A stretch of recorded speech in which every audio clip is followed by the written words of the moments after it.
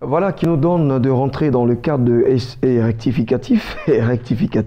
Bonjour révérend pasteur. Bonjour Blessing. Vous allez très bien. Merci, je vais bien. Alors, vous voulez justement aujourd'hui que nous parlions de la leçon de vie de la Pâque. De la Pâque. Oui, il y a tellement de leçons dans l'écriture de cette histoire de la Pâque qu'il est bon pour nous de revenir dessus parce que bientôt nous allons entrer dans la Pentecôte. Et la Pentecôte est une histoire aussi de la Bible. Mais bien avant, il faut que les gens comprennent que la Pâque, ce n'est pas seulement la fête. Comme souvent nous le disons, la Pâque ne se fête pas d'abord, ça se mange. Et ça se mange parce que la Bible dit, vous mangerez la Pâque. Mais nous allons prendre 2 points successivement dans le verset 8 de Exode chapitre 12 qui dit au peuple d'Israël, quand vous mangerez, mangez la Pâque avec des pains sans levain et avec des herbes amères. Pourquoi Dieu veut sauver des gens et leur demander de manger quelque chose qui est bon avec des herbes amères? Et aussi au verset 11 qui dit, quand vous le mangerez, vous aurez les reins sains, les pieds vous serez chaussés donc, et puis vous aurez le bâton dans la main et vous mangerez cette Pâque à la hâte. Aujourd'hui, nous allons parler des 2 points. Le verset 8 dit les herbes amères. Pourquoi? En fait, cette expression signifie que il n'y a pas de salut sans difficulté.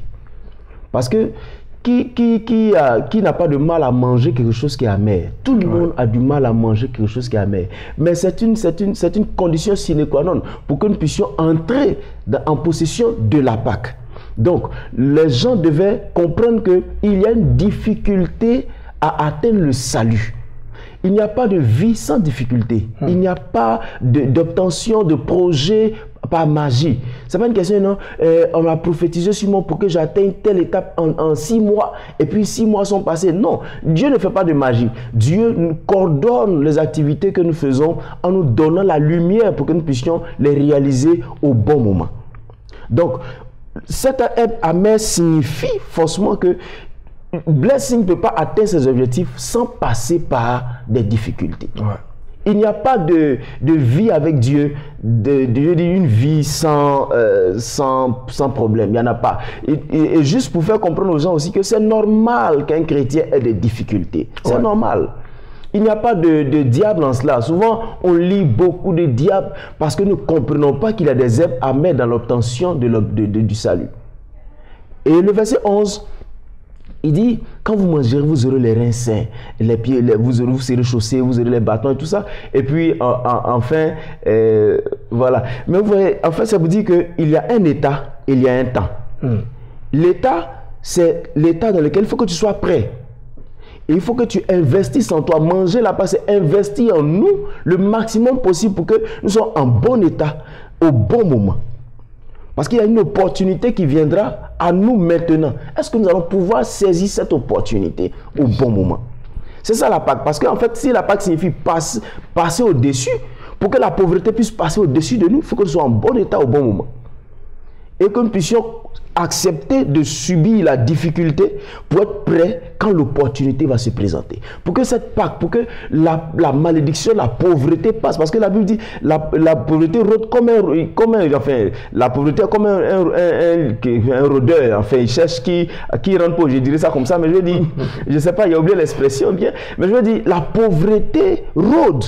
Mais il faut que quand la pauvreté va venir, nous trouve dans un état qui ne peut pas, dont tu ne peux pas s'en procurer bien, dont tu ne peux pas prendre possession. Je veux dire, il faut que les gens comprennent aujourd'hui que sans difficulté et sans bon état d'esprit et de mentalité, sans gestion convenable du temps et sans investissement personnel en soi, on ne peut pas atteindre nos objectifs. La mort ne passera pas par-dessus nous.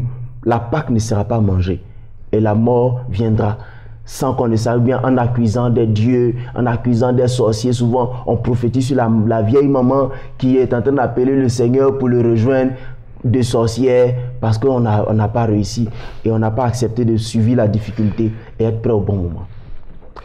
Merci. Donc, l'herbe amère présente justement des difficultés, des tribulations. Absolument. Mais on se souvient que dans Jean, il a dit « J'ai vaincu le monde ».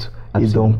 Et donc, prenez courage et tout cela. C'est vraiment important. Vous venez justement de relever un pan très, très, très utile hein, à retenir dans la Pâque. Donc, les pains sans levain, c'était ça, vous avez dit. Hein, et c'est qui... Je n'ai pas parlé des pains sans levain, parlé des œufs amers d'abord. Et puis après, j'ai parlé de la façon de prendre. La façon de prendre. Les seins, la hanche avec la ceinture et manger à la hâte. Je veux dire, être prêt, être en bon état. Manger, c'est investir en soi. Ouais. Et investir rapidement. C'est-à-dire gérer son temps pour être prêt quand l'opportunité se présentera. Très productif et efficace. Merci. Merci, révérend pasteur Victor Kossi. Et je pense qu'on a retenu l'essentiel hein, de cette thématique. Leçon de vie à retenir de la Pâque. Alors, tu sais, déjà, tu connais le programme de Midi d'Afrique. Nous partons en ce moment pour... Espace Annonce. Espace Annonce. Nos annonceurs, nos invités sont dans le studio.